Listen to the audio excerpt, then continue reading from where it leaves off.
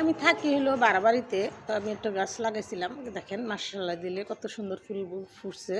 তো আমি দেখে আমার মনটা জড়িয়ে গেল। সকালবেলা ঘুমের থেকে উঠছি, প্রতিদিন বেশি ফুল ফুটে না, একটা দুইটা ফুটে, এখানে দুইটা ফুটছে, আরও দুইটা ফুটবে।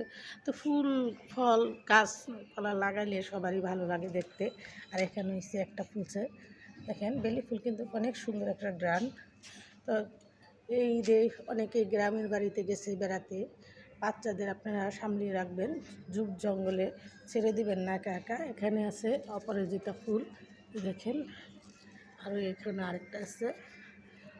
যাদের শখ আছে, শখ আছে, আমারও শখ আছে, স্বাদ আছে, সাধ্য নাই। আমার নিজের কোনো বাড়ি নাই, ঘর নাই, মানুষের বাড়িতে ভাড়া থাকি। সেই ফাঁকে ফাঁকে একটু গাছ লাগাই। এখানে আছে ওষুধি গাছ, তুলসী গাছ, এটাও মশলা দিলে অনেক সুন্দর হয়েছে। যদি বৃষ্টি হইতো তাহলে আর একটু ভালো হইতো।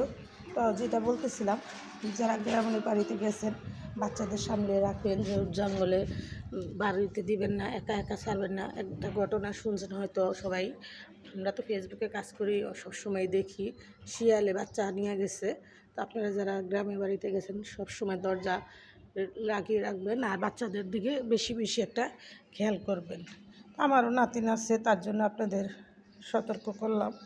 এই যে আমার নাতিন, আমি সবসময় আমার নাতিনের পাশাপাশি থাকি আল্লাহর রহমতে। আর ঢাকার শহর, তারপরে হয় একা থাকলে ছাদে উঠে যায় একা একা।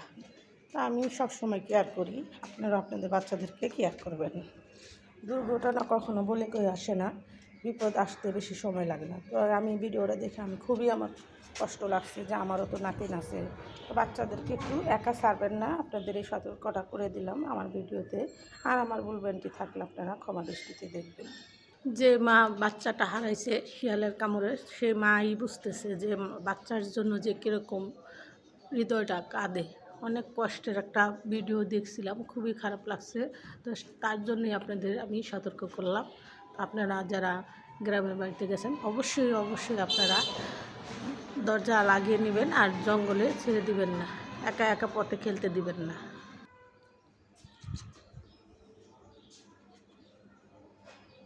গাছ লাগালে যেমন গাছের জন্য মায়া লাগে, বাচ্চা ছেলে মেয়ে নাতিপুতি দেখলেও মায়া লাগে, আর ছোটো ছোটো বাচ্চা দেখলে তো আমার আরও বেশি মায়া লাগে তাদের জন্য।